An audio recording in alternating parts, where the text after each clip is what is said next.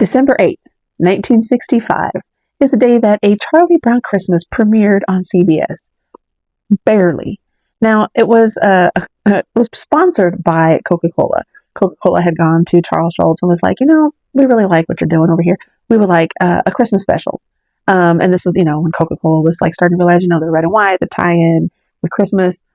So they told Charles, we'll pay for it.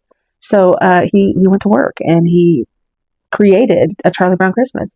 But when it went to CBS, CBS almost pulled the plug on it because it didn't have a laugh track. They thought it was boring. It was just, there was no flash. There was no pizzazz. This was 1965. Everything had pizzazz. And it didn't have any. It was just, kids' voices talking. And then the clincher why CBS was really ready to pull the plug was because Linus read that Bible verse at the end.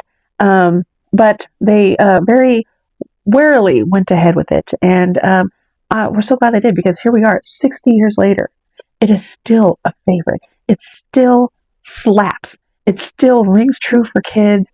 Kids love it. Adults love it. It's nostalgic for people my age, people older than me. I am 51. And I remember, seeing the CBS when it would spin and it would say special and it would spin around and you knew something great was about to happen.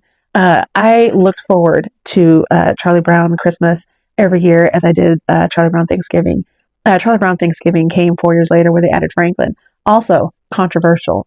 But I feel that Charles Schulz liked to live on the wild side a little bit, that he liked to push the boundaries.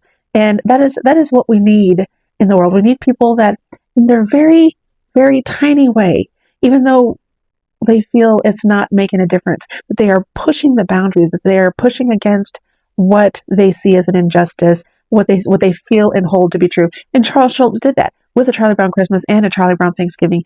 He pushed through with his beliefs, and he stayed true to what he felt was right. And thank goodness he did.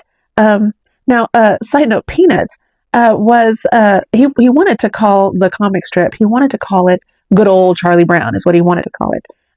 But the newspapers, when they were getting ready to run the comic strip for the first time, was in 1950 was when it first came out. They called it Peanuts because Howdy Doody was the thing at the time. And in the TV show Howdy Doody, they had a peanut gallery, which, if you don't know what a peanut gallery is, it's it's where all the people, the peanut gallery, this out there. And so obviously the kids in the peanut gallery, they would be the Peanuts. So they decided to name it Peanuts. They thought, we'll kind of ride on Howdy Doody's coattails with this. But that is how Charlie Brown came about. Lucy, which I thought was interesting, his inspiration for Lucy was a neighbor, and her name was Luann. He lived in Colorado Springs. I grew up there. He lived in Colorado Springs for a year. He had writer's block and he had rented an office. Apparently, Luann, who resided a few doors down from him, was quite bossy. And so he modeled his Lucy character after her. And his dog, Spike, was the inspiration for Snoopy. Now, if you remember, Spike was Snoopy's cousin or brother that would come. He was a real skinny little dog that lived out in Tumbleweed. Yeah. So he not only drew from real life, but he also, his own imagination. And Charles Schulz, man, national treasure. So today, happy Charlie Brown Christmas Day to you. This over here is a link to some Charlie Brown Christmas stuff. If you want, the link is in the description. My name is Michelle.